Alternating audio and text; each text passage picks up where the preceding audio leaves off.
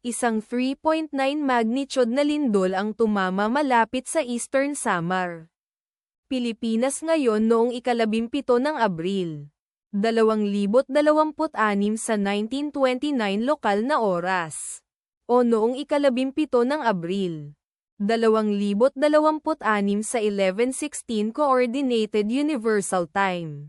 Tulad ng iniulat ng EMSC sa website nito, ang lindol ay matatagpuan sa napakababaw na lalim na 10.0 na kilometro sa ibaba ng ibabaw. Sa mga coordinate latitude 11.88 at longitude 125.5. Ang eksaktong magnitude, epicenter at lalim ng lindol ay maaaring baguhin sa loob ng susunod na ilang oras o minuto habang sinusuri ng mga seismologist ang data, at pinipino ang kanilang mga kalkulasyon, o habang inilalabas ng ibang mga ahensya ang kanilang ulat, kabilang sa mga bayan o lungsod na malapit sa epicenter ang sulat.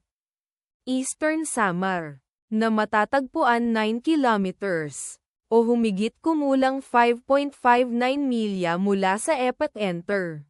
Ang inirerekomendang pagkilos ay maging mapagbantay para sa mga posibleng aftershocks na maaaring mangyari. Ang taya ng panahon para sa lugar na malapit sa epicenter ngayong araw ay inaasahang magiging bahagyang maulap sa buong araw. Ipagdasal natin na ang lindol na ito ay hindi magkaroon ng malaking epekto sa ating mga kapatid doon. At wala ng lindol. Amen.